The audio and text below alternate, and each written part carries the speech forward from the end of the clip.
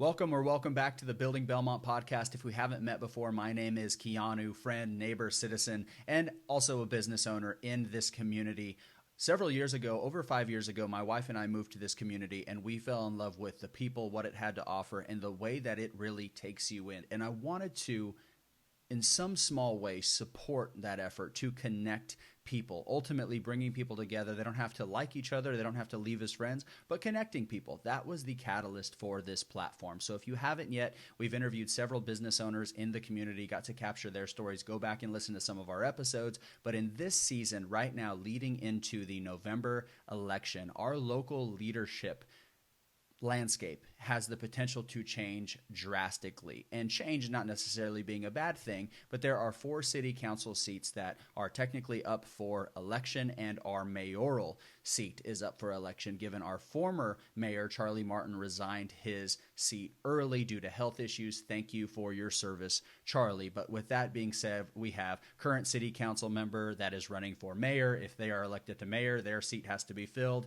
There are 3 city council members that their seat is up for re-election. Some of them are running for their seat again. Others are moving on. And we have local leaders that want to step up to the plate to lead. So you see, it's very important to get the community involved so you know that you are represented by your local leadership in the issues that you want to address, and ultimately the community that you want to raise your family or grow your business in. So in this season, we have partnered with other great organizations to host a forum Thursday, October 19th from 5 p.m. to 9 p.m. We will have a mayoral forum discussion, then a break to meet candidates, followed by a city council forum and discussion. We will have refreshments. This will be hosted at the Pointe Church on Wilkinson in Belmont. So it's a place to connect and understand, get to know more deeply what your candidates are campaigning on, what they feel best represents the community, and to make your voice heard, to be able to connect and understand what is going on or the future of our community. So ultimately, just in the beginning,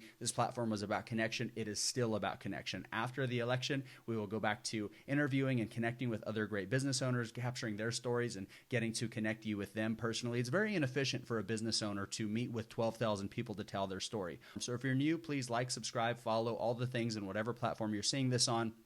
But for right now, we're going to focus in on the elections. What we're doing now in advance of the forum is introducing you to each candidate. So all of the candidates for city council and, of course, for Belmont City Mayor have been invited to introduce themselves here. Of course, they've all been invited to the forum Thursday, October 19th. And now I am honored to introduce you to them in a short 10-minute episode so they get to share their story, why they're running, and connect you with them, but also share their information if you want to connect with them personally to understand, or to share your concerns, or to share your ideas or your vision for the community that you represent. Ultimately, all leadership is only a representation of its people in business and government, and we can't do anything about our landscape really at large as a country as much as we can do here locally. You get to meet these candidates, you get to vote for these candidates and get to understand what they're really running on and express your concerns if you have them. So we'll look forward to seeing you Thursday, October 19th. We will be live and live streaming. So if you want to join in person, there's going to be a chance between the forums to actually address or approach each candidate at the same time. We will be live streaming because this is 2023 and there's no reason anything that we're doing can't be live streamed. So we'll be live streaming to you through the Building Belmont YouTube. So subscribe here so you get notified and you're aware when that does come back around. And again, just like you, I am here to connect and grow my family as a citizen, someone that ultimately enjoys connecting people. And anything that I do, my favorite thing is connection. So that is still the purpose here. That will always be the purpose here. And we look forward to connecting you to your future leadership. Enjoy.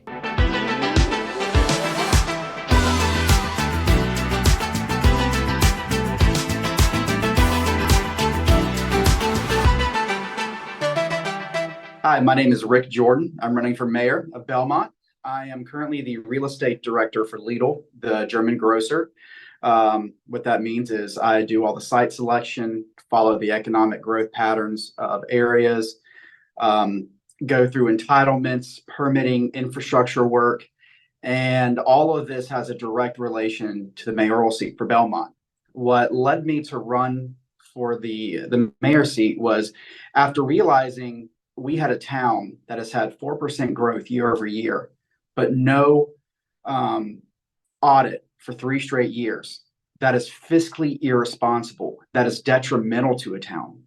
As someone who does development work and leads on that, if you go that long without an audit, you open yourself to not being able to get bond money from the state, not being able to work with other jurisdictions, and not being able to even get loans from the bank. And then with the rec center opening, we saw that we had to go to the town coffers to finish it because we could not get a loan from the bank. You couple that with infrastructure, where in some areas of the town we have 90-year-old sewer pipes. I know in my own neighborhood, we still have terracotta pipes that are backing up and blowing up into people's yards. We have pedestrian issues where a little boy was hit. I have a 2-year-old little girl and another one on the way. And unfortunately, in an election year, it took that incident to actually get on people's radar. And during the pedestrian traffic meeting, our own city council, 2 of the city council members running for mayor were not even aware we had a 2-year vacancy for a crossing guard. And that money that was used for a rec center recklessly had not been appointed to pay more to actually bring in a crossing guard or another traffic cop. That is fiscally irresponsible. The plans for traffic measures have not been followed. We have not worked with other jurisdictions to find best practices.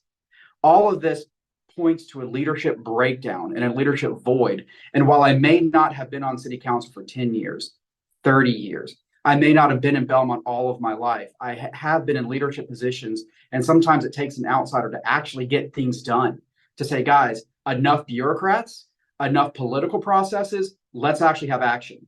You know, what's interesting about this election, as I explain it to people, it really does read like it's scripted, because we have so many varying perspectives and backgrounds that are running. But we have in one candidate, we have Councilman Turner, who is in the middle of his term running for mayor. We also have Councilwoman Martha Stowe, who is at the end of her term. And then we have candidates in you and Amanda Wall, who are new to council, not new to leadership, of course, but new to council. So there are these varying perspectives. What about you specifically from your leadership? You've mentioned leadership, your background, seeing it translate into getting things done, less politics, more leadership, as you said. How do you see your background translating? What do you hope to bring in that realm? So part of my job and my entire career in development and in commercial real estate has always been to work with leadership and jurisdictions. So I am very familiar with working with city managers, city attorneys, the state. I've worked with South Carolina, North Carolina, Virginia, and District of Columbia, and trying to get projects pushed through and trying to reconcile budgets and funding. And I'm very aware of the processes that have to happen. And unfortunately, what we have this amazing, wonderful town, but we're at a precipice of, can we sustain the growth that we have? Can we manage that growth? But at the same time, how do we get people that are maybe hesitant for this growth to understand, if you're not a growing town, you're a dying town? And that comes across in several different ways. When you go to apply for funding with the state, and you see several small rural towns now figuring this out for themselves, if you're not showing growth, the state's going to say, well, then you don't need our bond money. They're going to say, well, you don't need referendums for us to give you money because you have no growth. And what ends up happening is, when you push out development or you don't spread it around, instead of developers paying into a fund to maybe help some of these traffic measures, some of this infrastructure work, maybe some green space connectivity or creating green space, that falls to the taxpayer because you have no new base to grow and share it with. So while it may seem like, yes, we are on a very conservative town, we want to keep taxes low, the exact opposite of what ends up happening. And it's my goal to let the people understand that there's a smart way to grow the city. There's a smart way to handle the growth that we have experienced. And there's a smart way to ease the problems that we have, because there is no overnight fix. Strategic comes to mind specifically, and having strategic conversations amongst the candidates is what we're hoping to do in our forum conversation Thursday, October 19th at the Pointe Church, because the difference in strategy and the thought process as to how that works is, I already want to dive deeper specifically in what you said, as in, if you don't want to grow, but you want the infrastructure to grow, well, those things can't exist independent of each other. You have to exactly eat that. And there's a lot more to that, obviously, being just outside of Charlotte, one of the fastest growing metros and the fastest growing state in the country. You know, there's a lot that's going to come to that. We can't keep ourselves from that. So growing thoughtfully, growing strategically, I look forward to most discussing that with each candidate. One final question before I let you go. Well, two actually. One, what brought you to Belmont? How long have you been here? And what about it stands out to you as a place to raise your family? And then two, where people can find you and your campaign information. So I've only been in Belmont for 3 years. I'm a lifelong North Carolinian, born and raised in Charlotte. I always joke, if I'm not in Charlotte, there's only three other people in Charlotte that are actually from there. My wife is from Wisconsin, and we were living in Charlotte. We were pregnant with our first child, and we really wanted to find a hometown. Charlotte is much too big for that. Belmont has that hometown feel, but it's still close enough. For work, I travel a good bit, so I fly in and out. The airport's right there. The quality of living is absolutely fantastic. You look at our downtown core, all the shops and restaurants that it offers, the parks that we have. It's just such a wonderful town. It's a gem. It really is. It's a diamond, and it's not even in the rough. The town just absolutely is a diamond. And my point for running is to make sure it stays that way. And without development and infrastructure, it won't. That's just the simple truth of the matter. Without smart growth, we can't sustain that. Ultimately, my goal is, with another child on the way, with a 2-year-old, I want to, one, ensure their safety, and two, have them be proud of where they're from and where they live. I'm proud that my daughter is from Belmont. That is such a wonderful thing to say.